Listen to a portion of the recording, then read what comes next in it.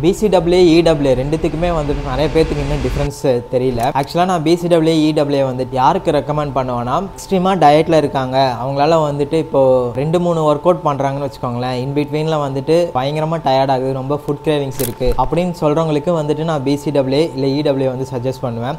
ஆக்சுவலாக BCAAங்கிறது வந்துட்டு 3 amino acids சேர்ந்தது தான் BCAA. EAங்கிறது வந்துட்டு 9 அமினோ ஆசிட்ஸ். ஆக்சுவலாக இது ரெண்டுமே பார்த்தீங்கன்னா பாடி வந்து அது ஓனாக ப்ரொடியூஸ் பண்ணாது, நம்ம வந்து எய்தர் ஃபுட்லேருந்து அப்டைன் பண்ணணும் இல்லைனா சப்ளிமெண்ட்ஸ் மூலமா அப்டைன் பண்ணணும். ஸோ இந்த ஃபுட்லேருந்து அப்டைன் பண்ணுறது வந்துட்டு ஈஸியாக நம்ம நல்ல ப்ரோட்டீன் டயட் எடுத்தாலே இந்த 9 அமினோ ஆசிட்ஸ் வந்துட்டு ஈஸியாக அப்டைன் ஆகிடும். But even though most of EAA வந்து யாருக்கு ரெக்கமெண்ட் பண்ணனா, வெஜிடேரியன் பர்சன்ஸ்க்கு வந்துட்டு நான் EAA ரெக்கமெண்ட் பண்ணுவேன். பிகாஸ் அவங்கள வந்துட்டு கம்ப்ளீட் ப்ரோட்டீன் சோர்ஸ் வந்துட்டு வெஜிடேரியனில் இருக்காது. ஸோ அவங்க வந்துட்டு EAA எடுத்தாங்கன்னா மசில் க்ரோத்துக்கு கொஞ்சம் ஹெல்ப்ஃபுல்லாக இருக்கும். அது ரெண்டுமே வந்துட்டு வேஸ்டான சப்ளிமெண்ட்லாம் சொல்லவே முடியாது. அது உங்களுக்கு ஒர்க் அவுட் ஆச்சுன்னா அது வந்துட்டு ரொம்பவே யூஸ்ஃபுல்லான சப்ளிமெண்ட் தான். அடுத்தவங்க வந்துட்டு என்ன சொல்கிறாங்க அதெல்லாம் யோசிக்காதீங்க. BCAA இல்லை EAA எது உங்களுக்கு ஆப்டாக இருக்கோ அதை சூஸ் பண்ணி